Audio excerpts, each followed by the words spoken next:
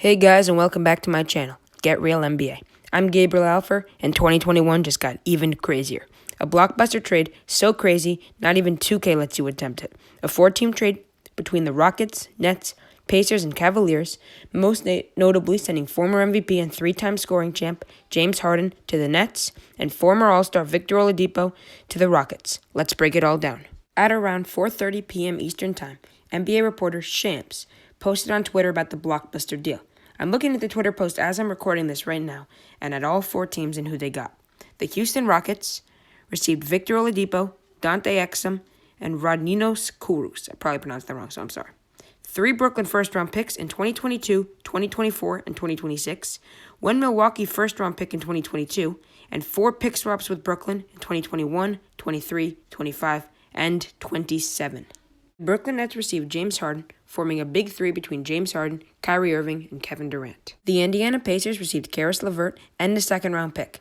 From what I can tell, we don't yet know which team it is from, but my guess is the Cleveland Cavaliers. I'll explain why that later. Cleveland Cavaliers only received Jarrett and Taurean Prince, gaining the least from this trade. To be completely honest, I don't really like this move from the Brooklyn Nets. It hurts their bench depth because they gave up some valuable assets like their starting center Jarrett and another starter in Caris LeVert, plus Taurean Prince. So, they gave up a lot of bench depth, meaning if they get some injuries, they're going to have some pretty bad players on the back of their roster, which doesn't usually end up working very well. I mean, if one of these players gets seriously injured or 2 of them do, they could end up a lot like that Kevin Garnett-Paul Pierce trade from 2013. They gave up 3 first-round draft picks and 4 pick swaps, which could be really, really hurtful for them in the future if this doesn't work out. If these players decide they want to leave, they have no future at all from the drafts until probably around 2027, 2028 once they start getting their picks back. Also, with all the Kyrie Irving drama that's been going on lately, and him missing games and just disappearing, and all the Harden drama that he didn't like the team, I just don't know if this chemistry can mix. These are 3 players who we all thought needed to have the ball to win, and although KD and Kyrie have played well so far this season, we've only really seen them play in 4 games together because one or the other have missed some games.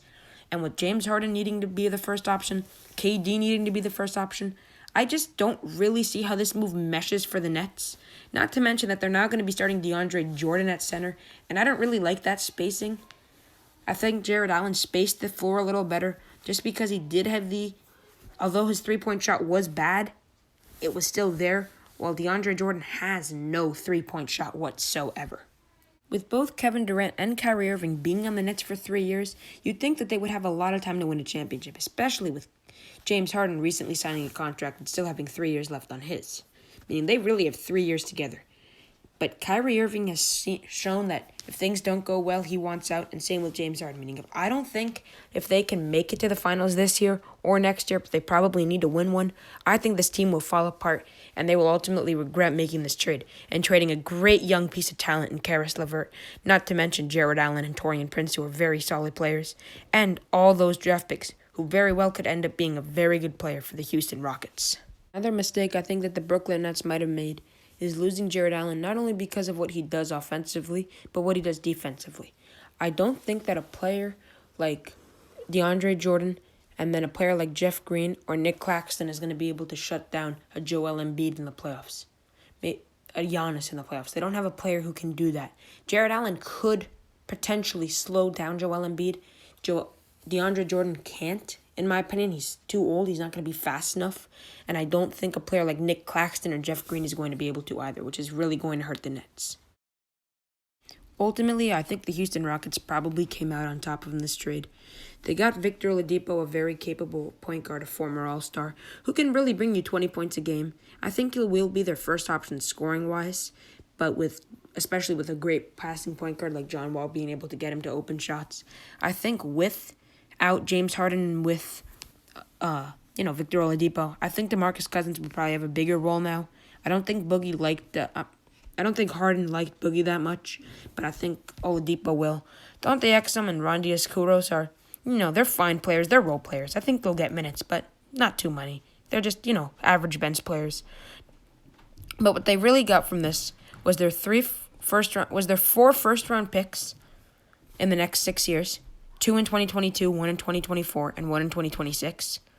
And their 4 pick swaps with Brooklyn in 2021, 2023, 2025, and 2027. I think those will all help them out a lot. They came out from this trade, I think, a lot like the Boston Celtics did in 2013 with the Kevin Garnett and Paul Pierce to Brooklyn trade.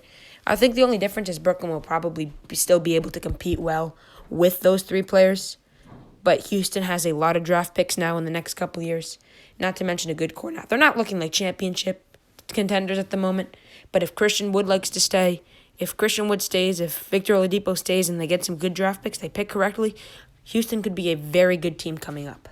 I don't really know what the Indiana Pacers were thinking, trading Victor Oladipo for Caris LeVert. Now, Caris LeVert is a very good player, and he will play very well in Indiana with Malcolm Brogdon and Domantas Sabonis, especially with T.J. Warren injured for now. Don't get me wrong, he will play well.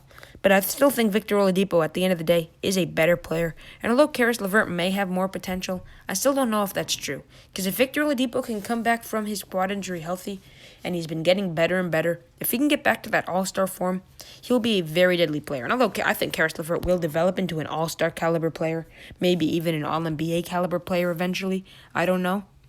But I still think, for now at least, and I think the Pacers are kind of in a win-now mode. They don't have too many draft picks.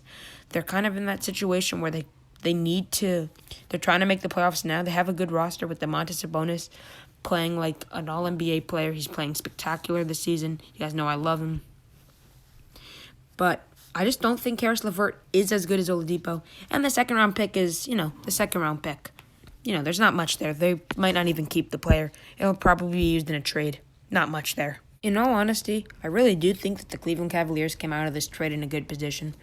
They only really gave up Dante Exum, and I have a feeling that second-round pick that the Pacers got was theirs. But the second-round pick isn't probably going to be too much because it's a second-round pick. Not to mention they got Taurean Prince, who although was having a bit of an off year coming off the bench and averaging 8 points, he's shown what he can do in a starting position, which he very well could get in Cleveland. He might be a six-man or a starter, but in his best season in 2017-18, he did average 14 points a game, which is very solid for a starter, which he was back in that year.